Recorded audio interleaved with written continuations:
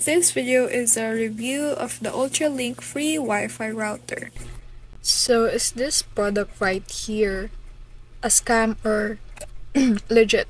So it claims to has unlimited satellite internet globally without monthly fees. And it also has a claim that delivery speeds up to 500 Mbps. We also have here that it requires no SIM cards or data plans and investigates and that the reality of this is that the device functions using SIM cards and requires active data plans incurring additional costs and contrary for the free internet promise. So it has a deceptive marketing which the project is heavily promoted through social media ads employing fake countdown timers and exaggerated claims. It also has lack of transparency and negative user reviews.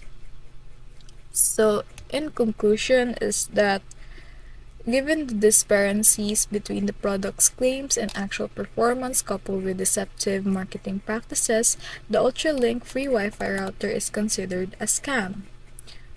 Customers are advised to exercise caution and avoid investing in this product to avoid getting scammed.